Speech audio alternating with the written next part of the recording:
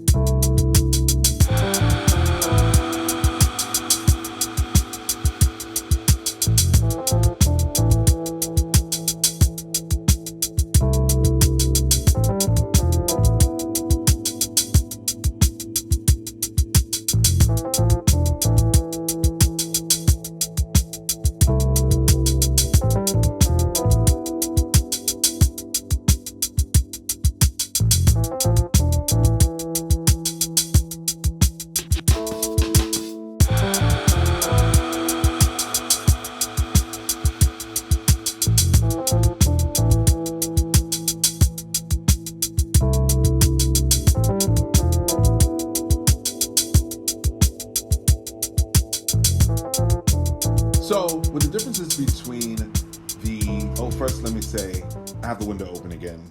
It's just a nice day, nice fresh air. Clean air is good for you. I implore you to let a lot of fresh air in your place. And yes, now the differences between the f.18 and the f1.4. Why am I saying f1.1? Oh yeah, because that's what it says on the camera. It says f1.18 and the other one says f1.14. The differences between those two is one lets more light in, allowing it to be a faster lens, and you don't have to necessarily bump your ISO up too much depending on your situation. As you saw in some of the night shots, it was pretty decent. You know, I mean, I was able to let a lot of light in without having to open up too much ISO, and it created some noise, but it wasn't really a big thing here nor there. I liked it. I would use it in the future. The problem is with some of the shots with these 50mm is you have to get far away so you can get a tight shot as opposed to you being close up and then zooming in. So, I mean, that's what you get for 50mm. Your distance, your focal length is going to be a little bit more compromised. However, the difference between this one here, 1.8, and the difference between 1.4, and the difference between this one here, 1.8, is that the 1.4 has more glass. Look at that, right? And look at this one, right? A little bit smaller. Let's compare them together. See, this one has a little bit more weight to it, both by Canon, and I think with this one, because of the mechanics inside, your sharpness may be tighter or sharper. While with this one, not so tight, but tight enough to get the job done. If I had the Ugano, or whatever the name of that Chinese model, it's almost half the size of this and less the weight of this, but you still get pretty good tight shots. Again, 50 millimeters, so your distance is going to be limited to how far you could go and how close you could go. But this one I like because it has more of this. It's really just one f-stop difference between this one. But the difference is, to me, not necessarily major, but it can have its benefits. One more step of light is always better than another. But they're both good for you get your bang for your buck if you go either way. This one I think is a little bit more than this one. I'll put a little thing over here so you can see the price range. And I believe that either way you go, you can't go wrong. Both of these fit for crop sensor cameras by Canon, and I don't think they're a bad way to go. Everybody should have at least one 50 millimeter in their arsenal, and you could get some nice tight B-rolls, you can get some nice clean tight shots, and your bouquet will be awesome.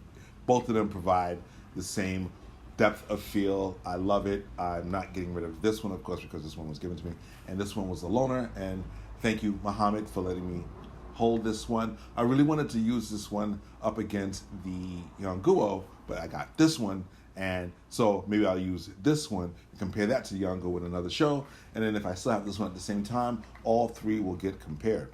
So hope you guys like what I have to give you here on this segment. Again, I'm not going to promise to really be here on a regular basis. I'm trying. I'm getting some stuff. Some things are bubbling in the wind, and good things, of course. And I want to make all that good stuff happen and still be here for you guys to give you the things that you need.